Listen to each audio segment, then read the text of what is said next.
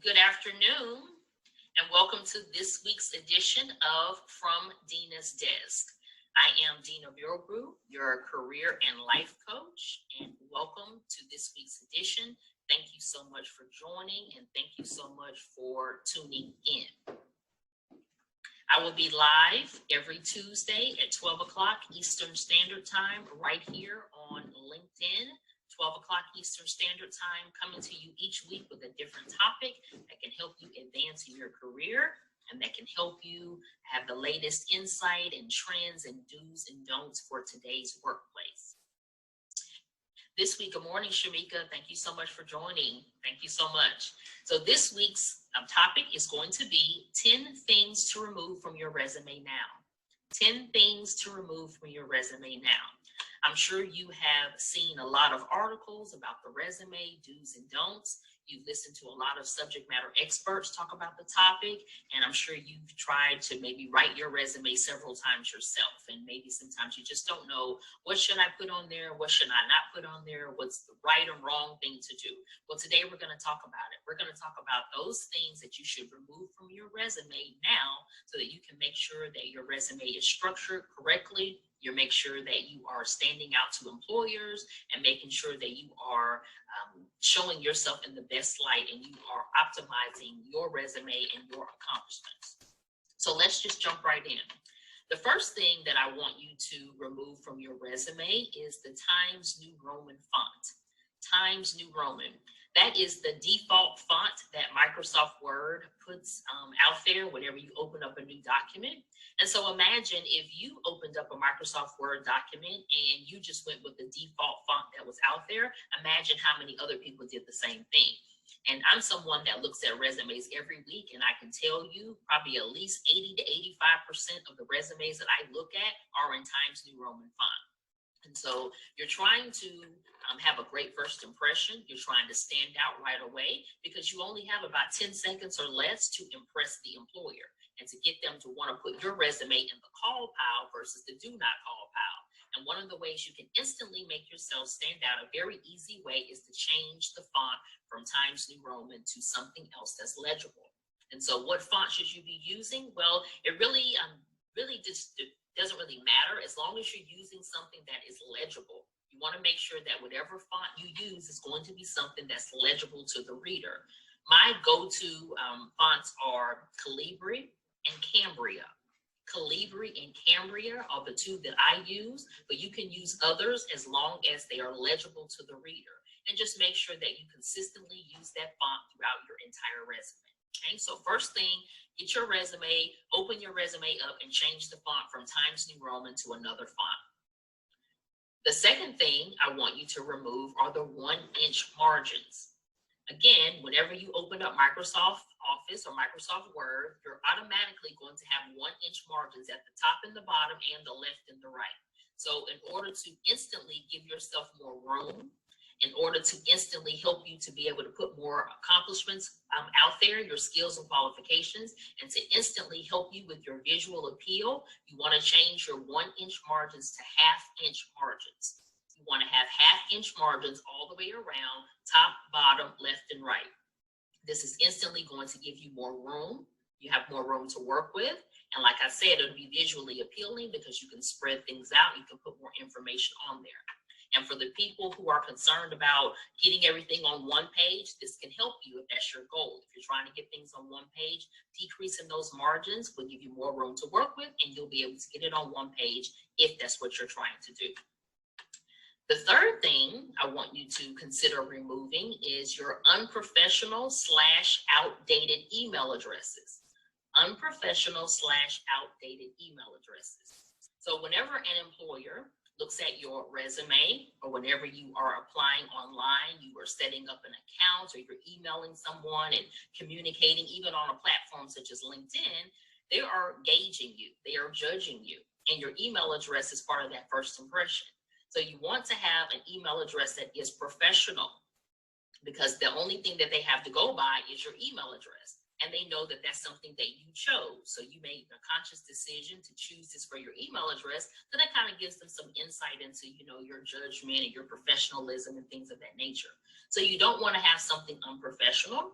I always recommend you use your first name and last name at gmail.com. So dinabilbrew@gmail.com. And if you want to put your degree behind your name, you can do that as well. Dina Bilbrew MBA at gmail.com. Dina Bilbrew PhD at gmail.com. Or if you want to incorporate your industry, you may want to say Dina Bilbrew _RN if you're a registered nurse. If you want to incorporate your industry behind your name, you can do that as well, and then put at gmail.com. That keeps it very simple. That keeps it very professional. And it lets them know that you put some thought into it, and you're being professional with your email address. I would shy away from using your current work email address. It just really doesn't come across the best.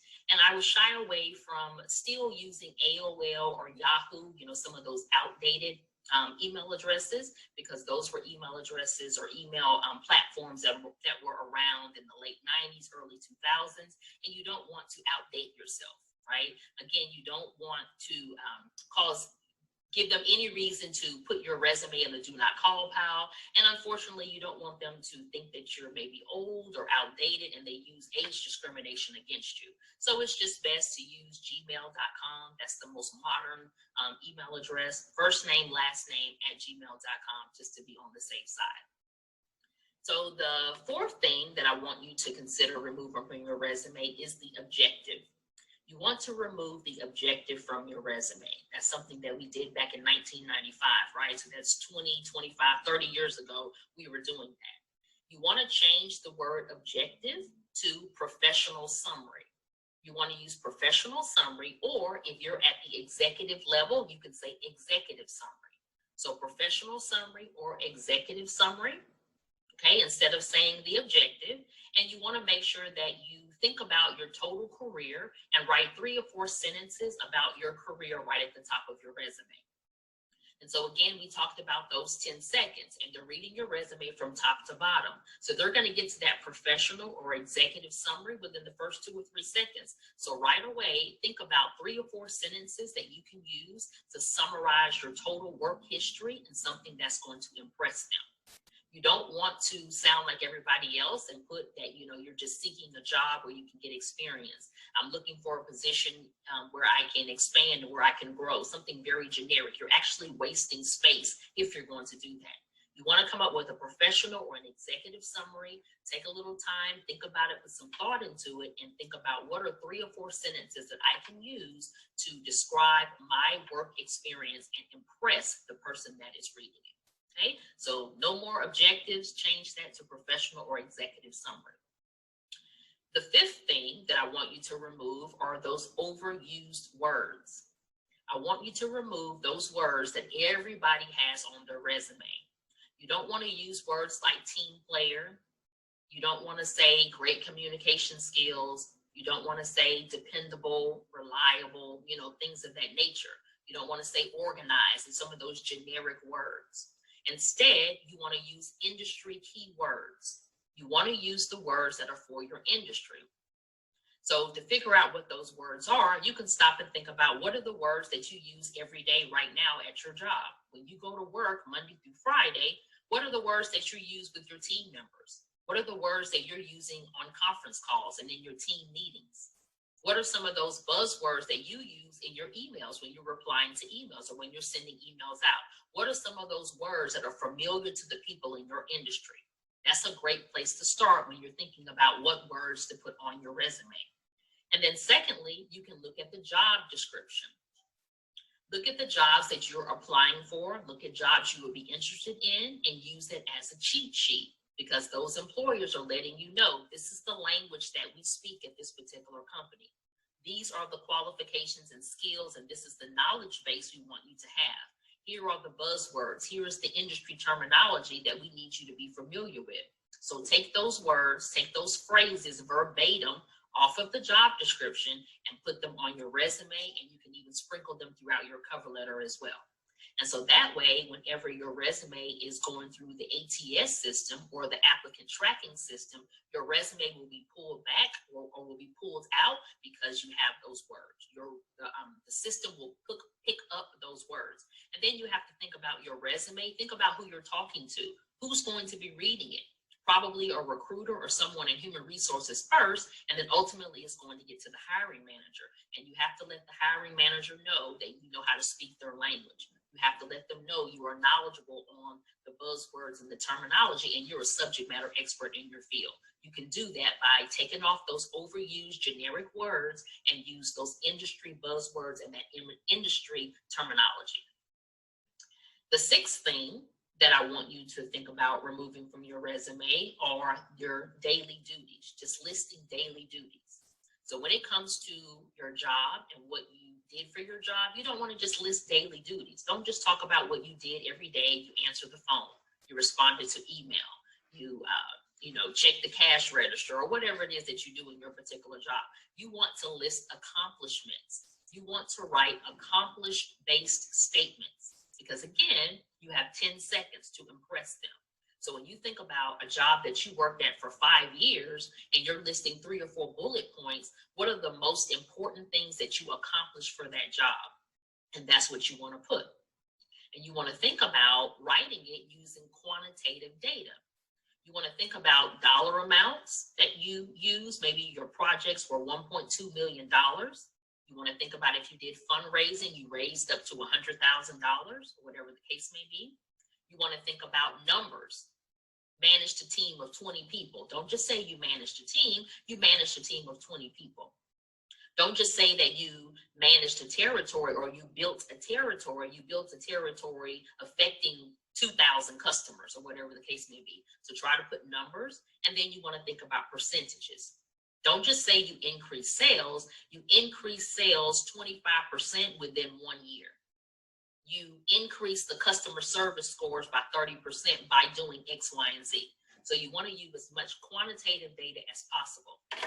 Dollar amounts, numbers, and percentages. So think about those accomplishment statements and think about impressing the person that's going to be reading it. Number 7 that you want to remove from your resume is the employer information. The resume is always about you. The resume is about you, and it's not about who you work for. It is about you. It is about what you bring to the table, your skills and accomplishments, and it is about your qualifications. So if you are listing the employer website, if you are listing your supervisor's name, if you are listing their mission statement or anything like that on your resume, you want to remove those. All of that stuff, they can, you may be on the application. Sometimes they may ask you about it, or, you can talk about that somewhere else in the interview or somewhere else, but your resume is about you. And again, you're maximizing your time and maximizing your space. So that's something you want to make sure that you are doing.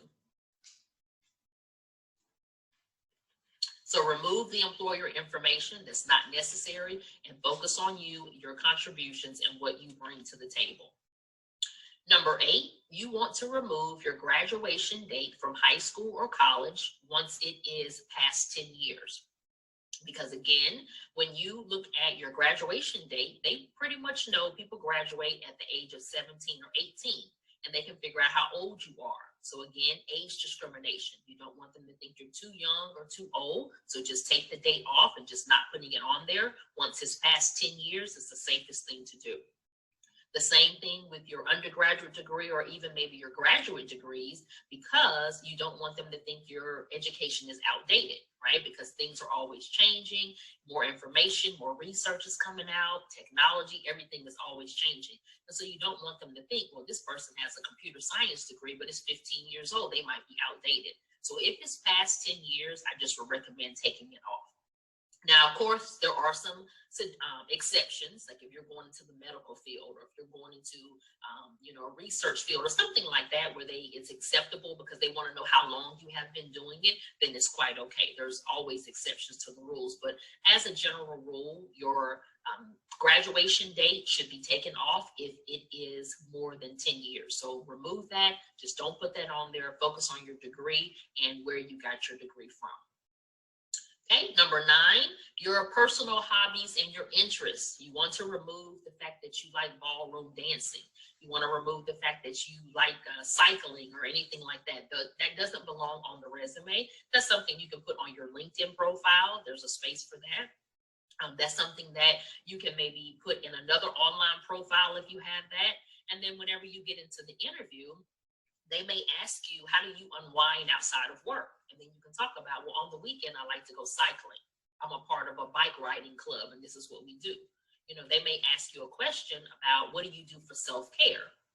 And that's when you can tell them that you like to travel, or you like painting, or you like ballroom dancing, or whatever it is, right? So there are other places that you can put that information, but it doesn't go on the resume. Because again, you have 10 seconds, you want to maximize your time and maximize your space. So put the personal hobbies and the interests in other places, and be prepared to talk about those things in the interview. And then lastly, number 10, references available upon request. So that's something that we did, you know, back in 1985, right? That's something that's old and outdated as well. So references available upon request is something that's just not necessary, right? Because if they want that information, you can just give that to them at a later date. Or if you want to go ahead and have that and submit that up front, you want to put that on a separate piece of paper.